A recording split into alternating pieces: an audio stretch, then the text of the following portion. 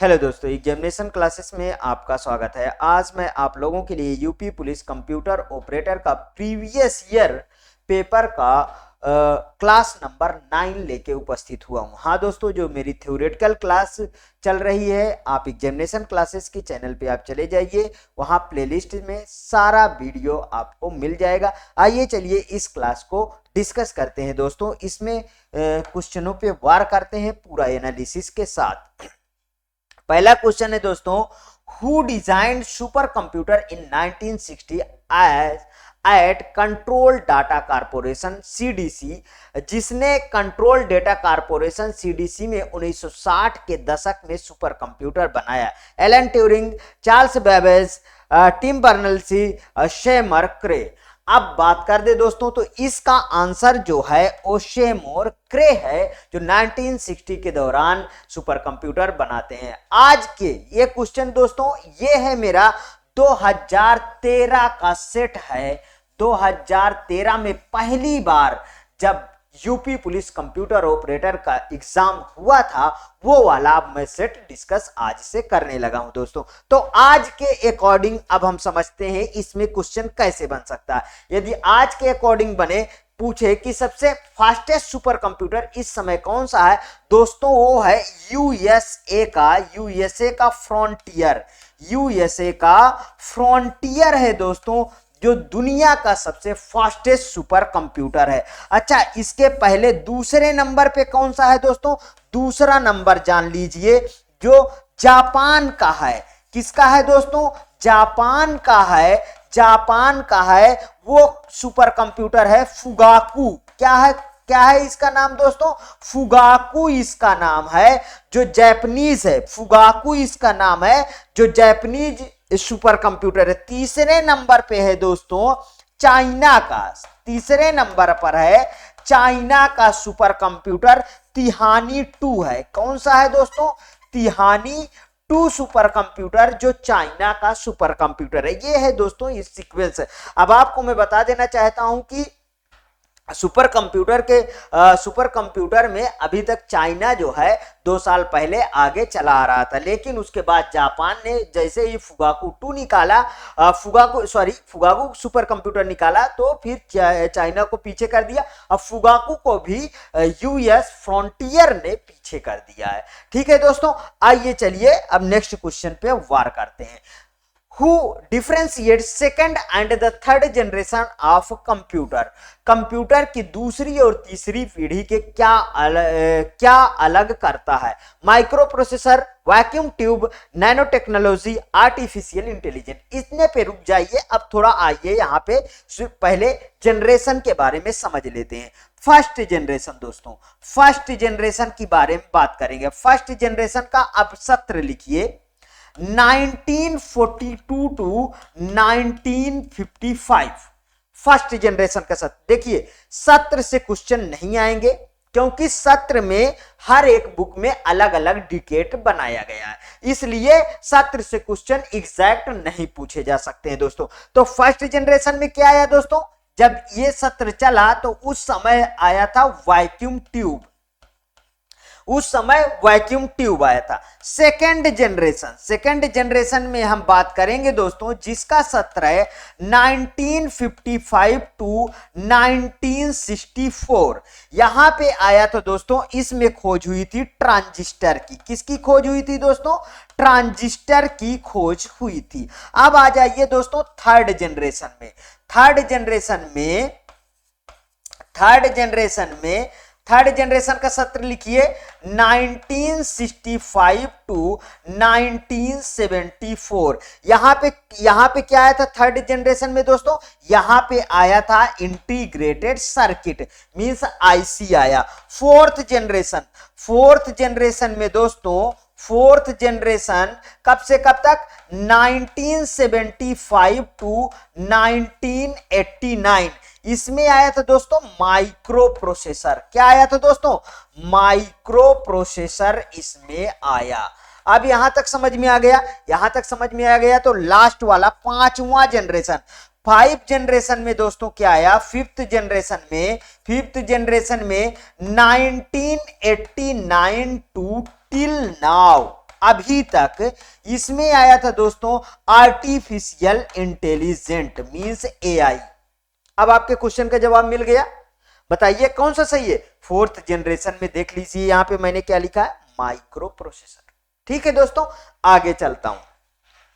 अब यहां से कोई भी क्वेश्चन पूछा जाएगा आप सबका आंसर दे लेंगे। Compact disc is which type of memory. Compact disc स्मृति का कौन सा प्रकार है।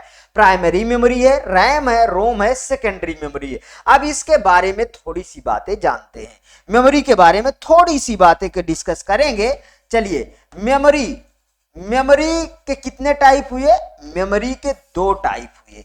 कौन कौन से दोस्तों, प्राइमरी मेमोरी हुए, प्राइमरी मेमोरी मैं मेम लिख देता हूं, और यहां पे सेकेंडरी मेमोरी, सेकेंडरी मेमोरी। ठीक है, primary memory, secondary memory. Primary memory को वोलाटाइल बोला जाता है। क्या बोला जाता है दोस्तों, वोलाटाइल बोला जाता है, क्योंकि वोलाटाइल का मतलब होता है परिवर्तनशील। सेकेंडरी मेमोरी को नॉन वोलाटाइल क्या बोला गया दोस्तों, नॉन वोलाटाइल बोला गया, मींस कि इसमें कोई परिवर्तन नहीं होगा। प्राइमरी मेमोरी के 2 पार्ट हुए, कौन कौन से, रैम और रोम। ठीक है, random access memory, read only memory. RAM के 2 पार्ट हुए, S RAM means static RAM और D RAM means dynamic RAM.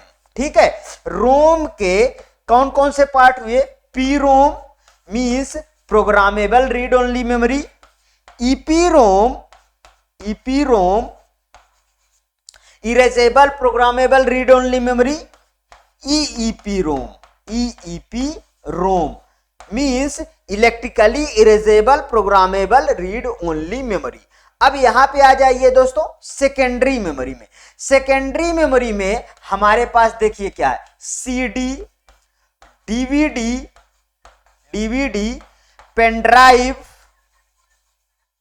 Pen drive जो परमानेंट डिवाइसेस हैं। ठीक है, और हार्ड डिस्क एचडीडी और SSD solid state drive, magnetic disk.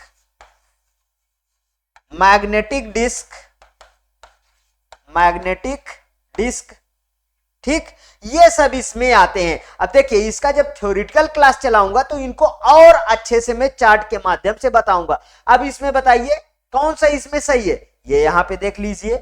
Compact disc किस में आता है, सीडी किस में आता है, सेकेंडरी मेमोरी में आता है। पूरे चार्ट का आप जो है दोस्तों एक आप स्क्रीनशॉट ले लीजिए, जिससे आपको कभी भी ना भूले। ठीक है, आगे बढ़िए। अगला क्वेश्चन, बस is the compact is, computer में बस है, नेटवर्किंग डिवाइस है कि बंच ऑफ वायर है कि another name of the motherboard है कि इंटरनल मेमोरी। जैसा कि आप जानते हैं बस क्या है, बंच ऑफ वायर होता है, ये अच्छी तरीके से आप जानते हैं। ठीक है दोस्तों, अब जैसे टोपोलॉजी में बस के बारे में क्वेश्चन आया हुआ है, टोपोलॉजी में अगर आ जाते हैं तो फिर बस के बारे में क्वेश्चन आया हुआ है, रिंग के बारे में क्वेश्चन आया हुआ है। ठीक है, रिंग के बारे में क्वेश्चन आया हुआ है, और रिंग के स्टार के बारे में क्वेश्चन आया हुआ है। ठीक है, मेश टोपोलॉजी के बारे में क्वेश्चन आया हुआ है। ये सब के बारे में भी आप अध्ययन करिए। ठीक है, इन सब को बहुत अच्छी तरीके से समझिए। हाइब्रिड टोपोलॉजी के बारे में भी हाइब्रिड टोपोलॉजी के बारे में भी क्वेश्चन आया हुआ है, तो इन सब के बारे में भी इसके साथ आप अध्ययन करिए। ठीक है, नेक्स्ट क्वेश्चन पे वार करते हैं। Which is the not a software in following list, कौन सा निम्न सूची में से एक सॉफ्टवेयर नहीं है। ओपन ऑफिस बिल्कुल सॉफ्टवेयर है ये।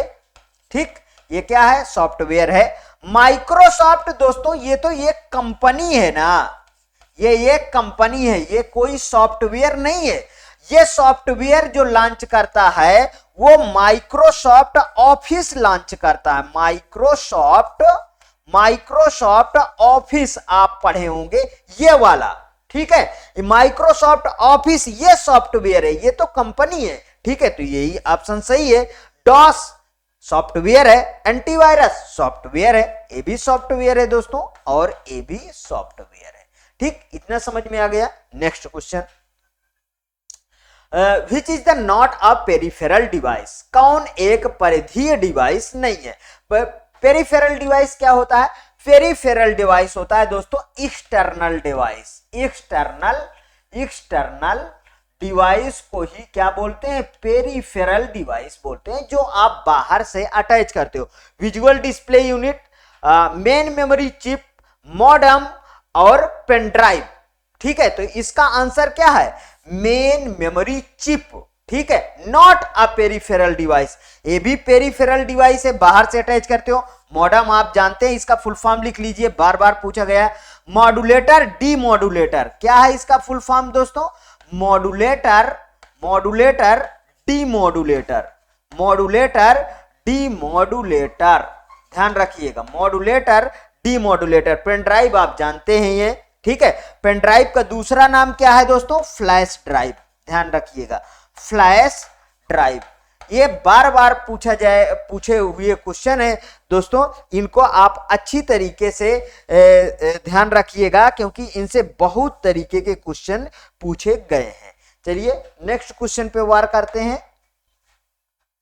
कंप्लीसिटी ऑफ एन एल्गोरिदम रिप्रेजेंट इस, एक एल्गोरिदम की जटिलता कंप्लीसिटी प्रतिनिधित्व करता है। अब देखिए, इसमें जितने भी इसमें ऑप्शन दिए गए हैं, परफॉर्मेंस, टफनेस, ऑब्सक्योरिटी या करेक्टनेस, ये दोस्तों इसमें से एक भी क्वेश्चन इसके सही नहीं है। अरे सॉरी, एक भी ऑप्शन इसके सही नहीं है। अगर मैं इसका दोस्तों शुद्ध ऑप्शन की बात करूं तो यह एल्गोरिथम की कंप्लीसिटी उसकी इफिशियंसी को व्यक्त करता है, अतः कोई भी इसमें से विकल्प नहीं सही है। इसका एक अलग सा विकल्प मैं बना देता हूं, इफिशियंसी। ये ऑप्शन होता तो ये ऑप्शन करेक्ट होता, इफिशियंसी। ठीक, next question, computation logic can be represented visually by using, computation logic को किसके उपयोग से दिखाया जा सकता है? विजुअल बेसिक, लॉम्प्रो की, फ्लो चार्ट की, 6 एडिटर, कौन सा? 6 एडिटर मीन्स देखिए दोस्तों, अगर मैं बात करूं यहां पे कि कंप्यूटेशनल लॉजिक को किससे दिखाया जाएगा? फ्लो चार्ट से दिखाया जाएगा। अब थोड़ी सी बात हम फ्लो चार्ट के बारे में करेंगे यहां पे, कि फ्लो चार्ट का उपयोग करके कंप्यूटेशनल लॉजिक को दिखाया जा सकता है। प्रवाह मतलब कि फ्लो चित्र एक प्रकार से संयोजित चित्र होता है जो एल्गोरिथम को रिप्रेजेंट करता है। वह चित्र में प्रयुक्त होने वाली आकृतियां होती हैं। जैसे मैं बात करूं कि इस तीर का मतलब होता है दोस्तों प्रवाह रेखा। क्या होता है दोस्तों? ये पूछे गए सारे क्वेश्चन है, इसलिए इनको डिस्कस करना बहुत जरूरी है। प्रवाह रेखा, अगर मैं इसकी बात करूं तो ये क्या है दोस्तों? ये है रेक्टेंगल, इसको हिंदी में बोलते हैं प्रक्रिया। क्या बोलते हैं दोस्तों? रेक्टेंगल को क्या बोलते हैं? प्रक्रिया। अगर मैं बोलूं दोस्तों ये वाला शेप बहुत बार प्रयोग हुआ था, इसको बोलते हैं प्रिपेयर, मींस तैयारी। ठीक है, इसको क्या बोलते हैं दोस्तों? तैयारी। अगर ये डायमंड वाला शेप की बात करूं तो इसको हिंदी में क्या बोलते हैं दोस्तों? फैसला। क्या बोलते हैं? फैसला, मींस डिसीजन लेने के ये काम आता है। एक और ले लीजिए ये वाला दोस्तों, इस तरीके के जो चिन्ह होता है इसको क्या बोलते हैं? इसको बोलते हैं टर्मिनल। इसको क्या बोलते हैं दोस्तों? टर्मिनल, ध्यान रखिएगा, इसको बोलते हैं टर्मिनल। और ये वाला दोस्तों इस तरीके का, ये इसको क्या बोलते हैं? ये दोनों तरफ से थोड़े थोड़े, इसको बोलते हैं दोस्तों इनपुट आउटपुट। इनपुट और आउटपुट। अरे इंग्लिश ज्यादा सिंपल लगा। इनपुट और आउटपुट, इतना समझ में आया। अब दूसरे वाले क्वेश्चन पे, नेक्स्ट क्वेश्चन पे चलते हैं। ठीक है, हाँ, BA 16 इज द हेक्साडेसिमल से is the what in octal. Hexadecimal में BA 16 बेस 16 ऑक्टल में क्या होता है। अब देखिए ये बहुत अच्छा क्वेश्चन है। पहली बात तो आप इसका 16 वाले का थोड़ी सी बातें डिस्कस कर लेते हैं। देखिए बेस 16 मतलब जो हेक्साडेसिमल है, हेक्साडेसिमल ये कितने से कितना होता है, 0 to 15, ठीक है, जिसका बेस होता है दोस्तों बेस 16, ठीक है, बेस 16 होता है। अब इसमें कैपिटल ए को अब जैसे 1 2 3 4 5 मतलब 9 से अब यहाँ पे 10 11 12 13 14 और 15, तो एक इसको बोलते हैं 10 को कैपिटल ए, 11 को बोलते हैं कैपिटल बी, 12 को बोलते हैं कैपिटल सी, 13 को बोलते हैं कैपिटल डी, 14 को बोलते हैं कैपिटल ई, 15 को बोलते हैं कैपिटल डी। इतना समझ में आया दोस्तों। तो अब यहां आ जाइए, अब इसको देखिए क्या है ये BA। तो दोस्तों इसको अब ए की जब बाइनरी लिखोगे, आपको मैं बाइनरी बहुत अच्छी तरीके से दोस्तों समझ आया हूं, मेरे प्लेलिस्ट में पड़ा है। आप जहां आपको यदि थोड़ी सी भी दिक्कत होती है तो आप चले जाइए एग्जामिनेशन क्लासेस के प्लेलिस्ट में, वहां से इसको अच्छी तरीके से एक्सेस कर लीजिए कि 1 2 4 8 की सीरीज से किस तरीके बाइनरी लिखी जाती है। जैसे 10 की लिखना है तो 1010 ये लिख गया। देखिए 4 के कोड में होगा हेक्साडेसिमल का कोड। अगर मुझे बी लिखना है तो बी किसका कोड है, 11 का, तो 1011 8 3 11।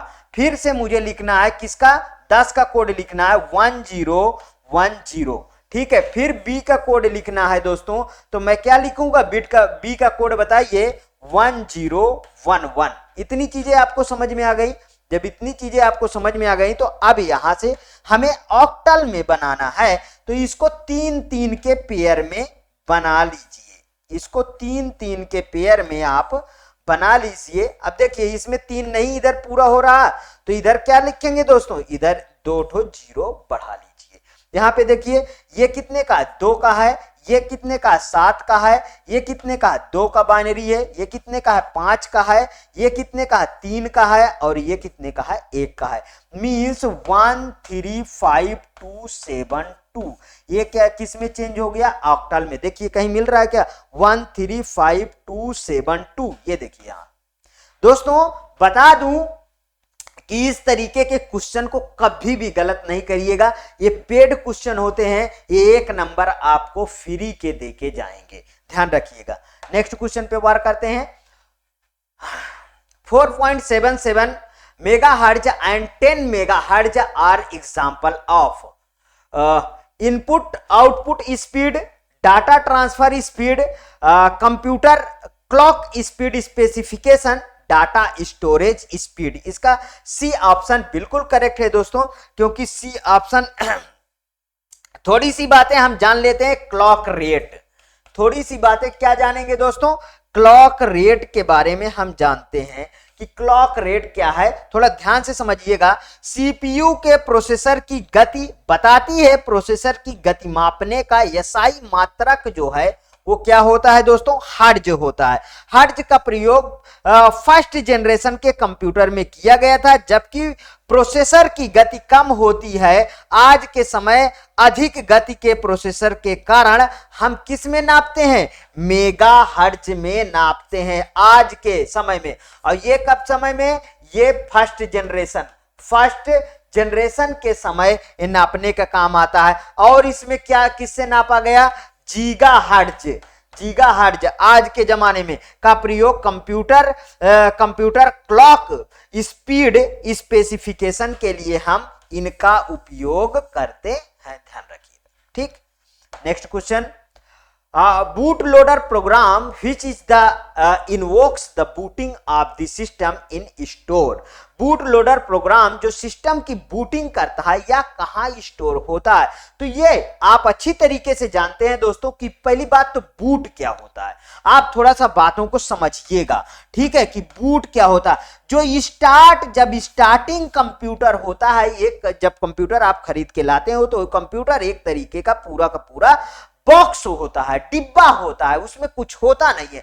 फिर आप जब कंप्यूटर को बूट करवाते हैं, मींस कि आप उसमें ऑपरेटिंग सिस्टम डालते हैं, तो ऑपरेटिंग सिस्टम पहले बूट होता है। बायोस का नाम सुने होंगे, बायोस का नाम बेसिक इनपुट आउटपुट सिस्टम, इसका फुल फॉर्म भी पूछा जाता है। इसके तहत कंप्यूटर फर्स्टली बूट होता है, जो स्टोर कहां पे होता है, रोम में होता है।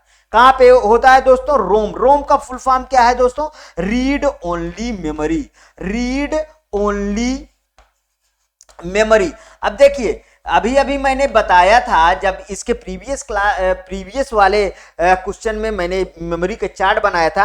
ये क्या है, ये परमानेंट डिवाइस रोम होता है, ठीक है। लगा तो ये प्राइमरी के अंतर्गत है दोस्तों, लगा तो ये प्राइमरी मेमोरी के अंतर्गत है, लेकिन ये कैसा काम करता है, ये सेकेंडरी मेमोरी के जैसा काम करता है। और इसमें से एक क्वेश्चन पूछा जाता है दोस्तों कि ये वोलाटाइल होता है कि नॉन वोलाटाइल होता है, तो ये क्वेश्चन बार बार इसमें पूछा गया है। ये होता है दोस्तों नॉन वोलाटाइल, नॉन वोलाटाइल। एक क्वेश्चन और मैंने यहां से प्रिपेयर किया आपके लिए।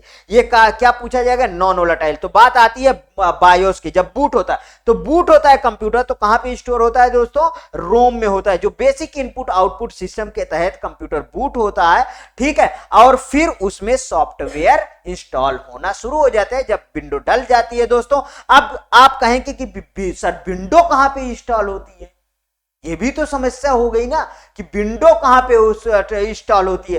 विंडो देखिए ध्यान से समझिएगा, आपके पास एसएसडी है, हार्ड डिस्क है, उसमें जाके विंडोज कॉपी रहती है, ठीक है। क्या होती है दोस्तों, वहां पे कॉपीड रहता है, ध्यान रखिए। और जब आप कंप्यूटर को ऑन करते हो, तो जैसे आपके पास हार्ड डिस्क है और यहां पे रैम है, तो फिर दोस्तों रैम में आके फिर से क्या हो जाता है, यहां पे रैम में आके कॉपी होती है, पूरी विंडो लोड होती है, फिर से एक तरीके से बूट होती है। तब आपका कंप्यूटर चलता है, और कंप्यूटर को जब फिर से शट डाउन कर देते हो, तो फिर से रैम का पूरा डाटा इरेज हो जाता है। इसीलिए रैम को बोला जाता है दोस्तों वोलाटाइल। ये भी क्वेश्चन पूछा गया है, ध्यान रखिए, ठीक है। Next question, data inconsistency can be the prevented by preventing। Data विसंगति किस के द्वारा रोका जा सकता है, रिडंडेंसी, मेटा डाटा, डेडलॉक, दी मल्टी प्रोग्रामिंग। बिल्कुल करेक्ट ऑप्शन इसका पहला होगा दोस्तों, रिडंडेंसी के तहत डाटा को रोका जाएगा। अब बात करते हैं दोस्तों कि ये रिडंडेंसी है क्या ना। अब ये रिडंडेंसी है क्या, इसके बारे में पहली बात तो दोस्तों एक होता है रिडंडेंसी। रिडंडेंसी इसके द्वारा डाटा विसंगति को रोका जाता है, ठीक है। रिडंडेंसी के द्वारा क्वेश्चन में ही लिखा है कि डाटा विसंगति को रोका जाता है। तो फिर मेटा डाटा क्या है, डाटा के बारे में और डाटा प्राप्त करना मेटा डाटा होता है, मींस डाटा अबाउट डाटा। इसमें हम एक लाइन में कह सकते हैं कि डाटा अबाउट डाटा, वो क्या होता है दोस्तों, वो होता है मेटा डाटा। फिर दोस्तों हम बात करते हैं कि डेडलॉक क्या है, जब एक से अधिक प्रोग्राम एक ही डिवाइस को प्रयोग करना चाहे और एक मतलब कि साइकिल बना ले, एक साइकिल क्रिएट करे, तो उसको क्या कहते हैं, उसको डेडलॉक कहते हैं। मल्टी प्रोग्रामिंग फिर क्या है दोस्तों, एक ही कंप्यूटर पर एक ही समय एक से अधिक प्रोग्राम चलाना। एक से अधिक प्रोग्राम मतलब कि more than one program, more than one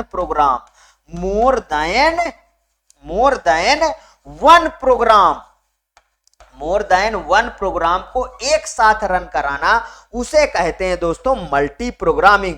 जैसे एक साथ एग्जांपल में लिखिए, जैसे एक साथ आप वीएलसी ऑन कर दिए, पेंट ऑन कर दिए, ठीक है, वे पेंट ऑन कर दिए, वर्ड ऑन कर दिए, इत्यादि को एक साथ आप काम करना शुरू कर देते हैं, उसे कहते हैं मल्टी प्रोग्रामिंग। अब नेक्स्ट क्वेश्चन पे चलूं।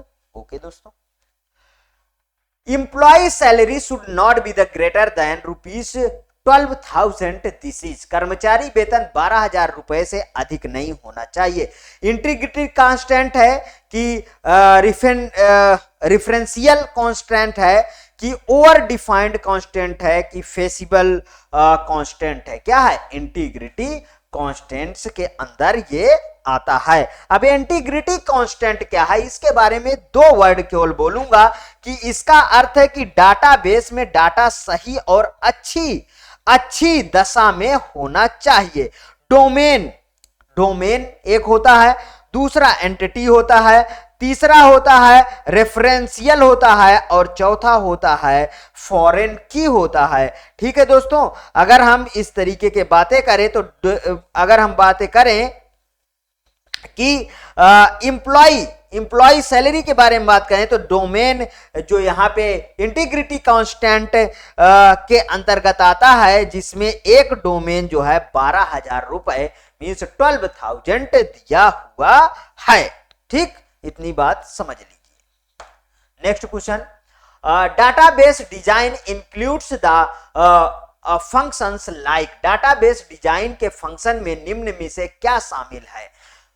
आइडेंटिफिकेशन ऑफ डिफरेंट टेबल, विभिन्न तालिकाओं की पहचान, creation of the field with their attributes, अपनी विशेषताओं के साथ क्षेत्रों का निर्माण, creating validation rules and database इंटरल relationships, मान्यता नियमों और डेटाबेस अंतर संबंधों का निर्माण की ऑल ऑफ दीज। दोस्तों इसमें बिल्कुल सभी के सभी जो है पॉइंट जो है उसी के दिशा के निर्देश में जा रहे हैं, मींस ऑल ऑफ दीज जो है करेक्ट ऑप्शन होगा डाटाबेस डिजाइन के फंक्शन के।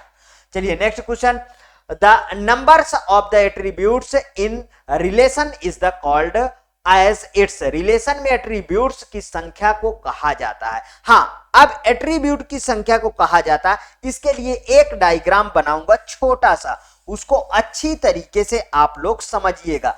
देखिए दोस्तों, ये मैंने डायग्राम बनाया, इसमें बताइए कि ये क्या है? ये क्या है? ये है कॉलम। ये क्या है दोस्तों? ये है कॉलम। और ये क्या है? ये है रो। इधर से समझ में नहीं आ रहा, ये लीजिए और उधर का दी। ये क्या है दोस्तों? ये है रो। ये सभी क्या है? ये है रो। और ये क्या है? ये है कॉलम। मींस ये क्या है? हॉरिजॉन्टल। ये क्या है? वर्टिकल। तो रो को क्या कहते हैं? रो को कहते हैं टपल। रो को कहते हैं दोस्तों टपल। और कॉलम को क्या कहते हैं? कॉलम को कहते हैं एट्रीब्यूट। क्या कहते हैं? एट्रीब्यूट। तो इसमें कौन सा सही है बताइए, आप बताइए। और एट्रीब्यूट जितने होंगे उसको क्या बोलेंगे? डिग्री।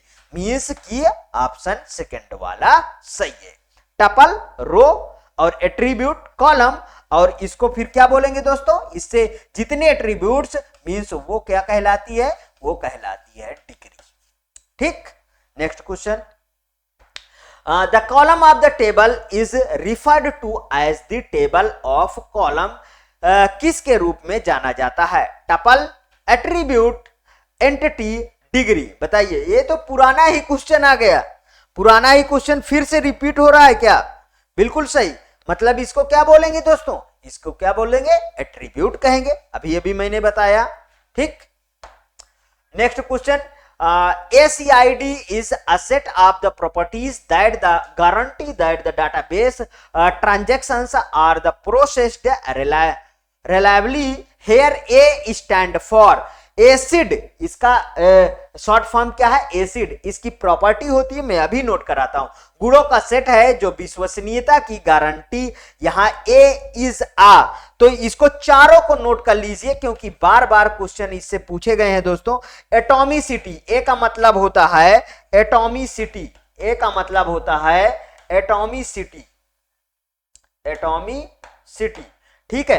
बी का मतलब लिखिए, ओ सॉरी, बी नहीं होता है, इसमें सी होता है। सी का मतलब लिखिए कंसिस्टेंसी। सी का मतलब होता है कंसिस्टेंसी। Consistency, consistency. अब इसके बाद आई आया। आई का मतलब होता है इंटीग्रिटी। इंटीग्रिटी, आई का मतलब होता है इंटीग्रिटी। और डी का मतलब होता है दोस्तों ड्यूराबिलिटी। क्या मतलब होता है? ड्यूराबिलिटी। तो अब इसमें मिला लीजिए, ये इसकी प्रॉपर्टी है दोस्तों, ये क्या है, इसकी प्रॉपर्टीज होती है, प्रॉपर्टी, ठीक है, ये इसकी प्रॉपर्टी है। इससे मिलाइए, क्या पूछा है क्वेश्चन में, ये पूछा है ना एटॉमिसिटी, ये यहां पे है, देख लीजिए एटॉमिसिटी। आप ये सब पॉइंट बिल्कुल से रट डालिएगा, इसी में से क्वेश्चन बार बार घुमा के ये पूछता रहेगा, ठीक है। In the FoxPro the command the DELE is stand to, FoxPro में DELE कमांड प्रयोग किया जाता है, delete all record, delete table, delete mark record की, mark the records for deletion. Last option बिल्कुल करेक्ट है दोस्तों, इस क्वेश्चन का ऑप्शन। आ जाइए यहाँ पे, which stand the create a new user in Oracle, कौन ओरेकल में नए यूजर बनाता है, create user Susan, create for the replace user Susan, create new user Susan, default the create user Susan, identify by blue, बिल्कुल D option इसका सही है। Which of the following statement constant on the error, निम्नलिखित में से किसमें कोई त्रुटि नहीं है, select from employee where the employee ID 15, select employee ID from employee where the employee ID 15, select employee ID from employee, select employee ID where the employee ID 15 and last name क्या है, सिंह है, means की इसका D option बिल्कुल correct है। दोस्तों अगर मैं बात करूं कि इनको थोड़ी सी डिटेल में मुझे पढ़ाना पड़ेगा, मैं इसका थ्योरेटिकल क्लास में पूरी की तरीके कवर कर दूंगा, तब ये अच्छे से आपको समझ में आने लगेगा। यदि ये वीडियो आपको अच्छा लगा तो प्लीज और प्लीज मेरे एग्जामिनेशन चैनल को आप सब्सक्राइब करिए, मेरा वीडियो लाइक करिए, ज्यादा से ज्यादा दोस्तों शेयर करिए, हाँ अपनी प्रतिक्रिया कमेंट बॉक्स में जरूर प्रस्तुत कीजिए। ओके दोस्तों, थैंक यू दोस्तों।